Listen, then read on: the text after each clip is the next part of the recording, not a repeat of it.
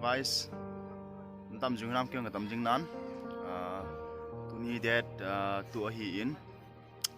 tu jing ka hi tho chun ave in, kana chong cho fel wal jing in, exam de khayu bin jong le, ma jong hi zan kon ta khara imun hi jong le jing ka kon tang li le ke ho thuin, tu ho se sing to dimin eng le, kong se siang pon cha sop theng kidin. Dia so fel jing hin tu na te mo fel mo an chong mo fel mo Dimapur hi nom chu a biu tinal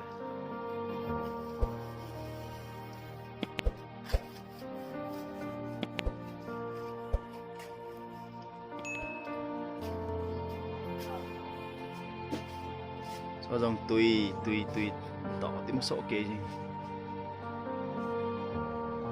ala ko kham ta so ke fel mong nghe nó chong cái mù bẩn này ta bằng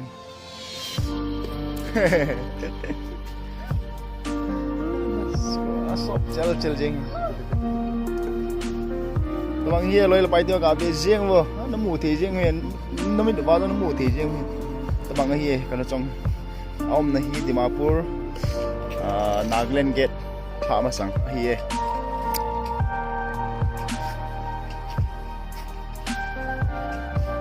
tu ni chana dong hi i ma cha phun dong pau tam lo ti be cha to ding ki to jing hi ma fel mo jing hi sin sun na ki ti hi in nei te hi a fel le jin tung ho dong hi fel jing wa hin ama ya ball fus le jing hi phat lam jing hi mai fel wal jing ka te ta bang hi đang nung ngại hình lăng, một cái hình lăng, nung mì hình lăng, coi lẽ, này cái bệt đỏ điều canh, tiền kia đưa về, nal kít gì, com nói chỉ lại tay rồi là bài thơ, chỉ lại tay hi, com nói, chỉ còn trong té in hiến, phải dừng cả mà tay hi trên cái chế độ mày thì hi, con trai. Tu chana jeng khan ki pai hi lai ka re phamo mong mai tamang hi jin hoi ta welcome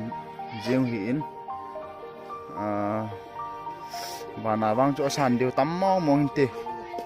nai no chong vana wang na san de tam mo mong te yes jin ke wang ka ki pa mo mong chu tabang hi tabang ai lung ka gel the hi bà mong chờ kia đi phi lên lôi bài theo bạn á video hi cần cặp tiếng hiển anh biểu cái gì ở đây